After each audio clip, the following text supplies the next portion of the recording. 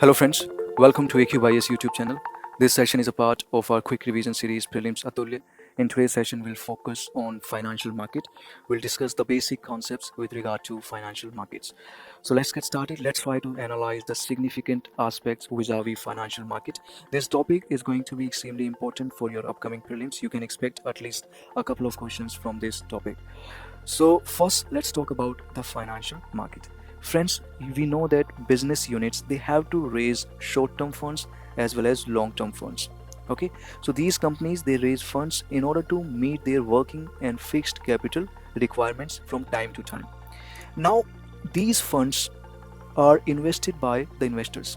It means these companies, they look for investors. Investors are those people who have extra money and they want to invest this money into these companies. Now, these investors and borrowers, they need a platform where the transfer of funds can take place. Okay, and this platform is provided by the financial market. Okay, so in simple word, financial markets provide a platform where the transfer of funds, it is adequately facilitated. Now, before we discuss the standard definition of financial market, let me tell you friends that money, it has the tendency that it flows from surplus sector to deficit sector. Okay, so surplus sector to deficit sector. It means persons who have excess of money, who have extra money, they lend it to those who need the money to fulfill their requirements. So same thing happens in business sectors also. So in business sectors also, surplus money flows from investors to borrowers. Okay, now we have two groups, investors and borrowers. Okay, so when these two groups meet, they transact with each other, and this transfer of funds, it takes place. And the platform for this transfer of funds, it is provided by the financial market. So the financial market, it is acting as a link between investors and borrowers. Now let's look at the standard definition. The standard definition is financial market may be defined as a transmission mechanism between investors and borrowers through which transfer of funds is facilitated. Now let's talk about bill of exchange.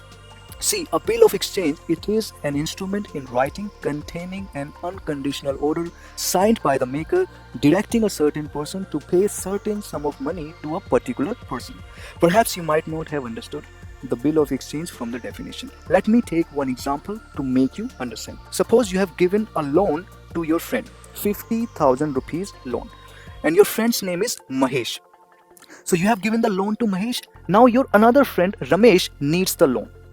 Okay, so you have given the loan to Mahesh for 2 months, and after 2 months you want to give this money to Ramesh. So what you can do, that you can prepare a document directing the Mahesh to give this money to your another friend Ramesh after 2 months.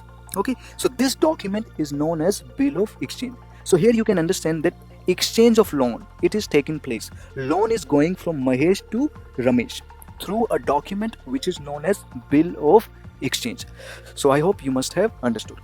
Now let's talk about promissory note.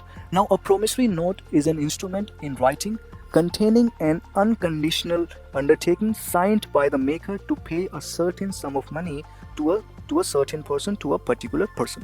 So let's try to understand this by a simple example. Suppose you have taken a loan of 20,000 from your friend Mahesh. Now you can do one thing, you can make a document stating that you will give this loan back in 2 months. Okay, so once this document is signed by you, once this document is stamped by you, after that this document becomes a negotiable instrument. It means that your friend does not need to visit you when he has to take the loan. Rather, he can send somebody else and you will have to pay the loan. Why? Because you have signed this document, you have made this document, it is duly stamped. Okay, so this document is known as promissory note. Now let's talk about money market. So we are talking about financial market today. So friends, you must know that financial market, it has two segments. One is money market and second one is capital market. See, money market, it deals in short-term credit, and capital market, it deals with medium and long-term credit. Okay, so in money market, financial assets, they have maturity up to 1 year. This is the maturity period, which is maximum up to 1 year. Now you have to understand one concept about money market, and this concept is that it does not deal in cash or money. Okay, it simply provides a market for credit instruments. So which are these credit instruments? These credit instruments are bills of exchange, promissory notes, commercial papers, etc. Okay, so remember that it does not deal in cash or money. See, we are using the word market. So this market word, it does not imply to any specific marketplace.